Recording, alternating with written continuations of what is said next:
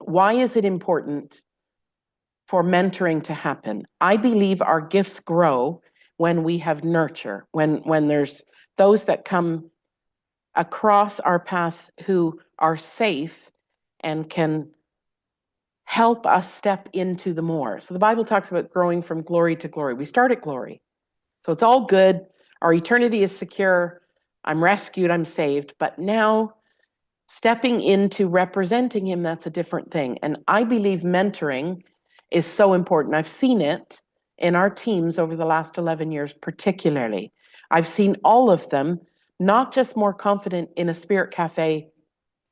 It's not really in a church, although it's in our building. It's kind of in, we have a pub, an old pub.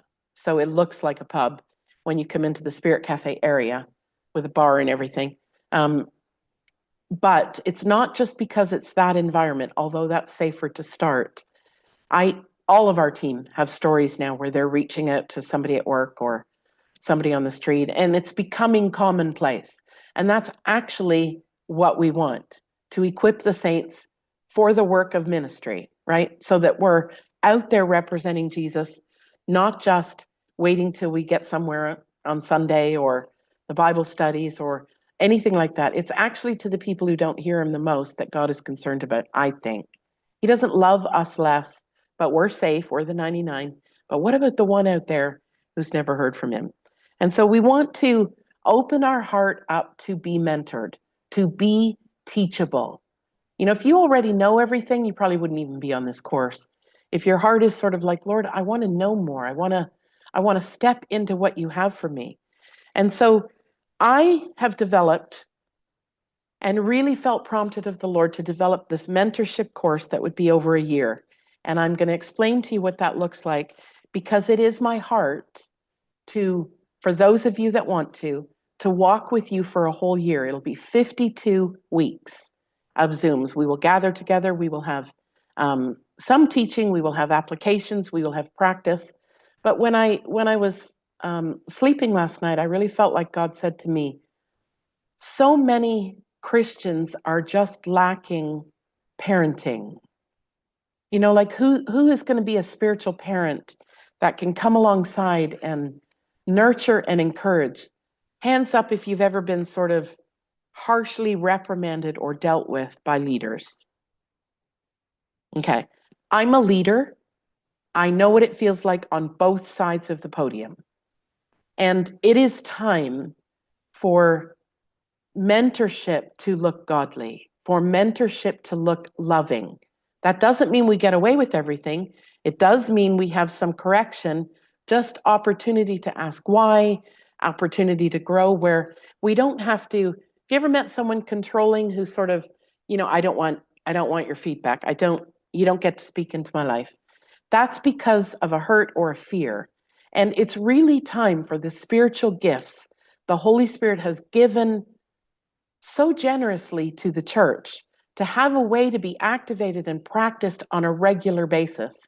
You know, we've all been to conferences, and you're probably all thrilled with what's gone on in the last 3 days here. I am, by the way. But you just feel encouraged, you feel strengthened, you feel like, why does this have to come to an end? Well, the truth is it doesn't. But there is an investment that you might have to make in putting yourself in a position where I want to learn on a weekly basis how to do this better, how to do this more, how to be trusted, how to grow.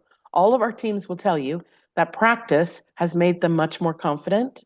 Practice has adjusted a few things along the way, reminded them of a few things along the way, but it's been loving. None of our team has ever said to me, it's too harsh.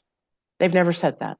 And I would love the opportunity to mentor you. But anyway, we're talking about a 1-year journey where you get to break out of fear in all the places that you may be stuck and have the adventure of a lifetime with the Holy Spirit.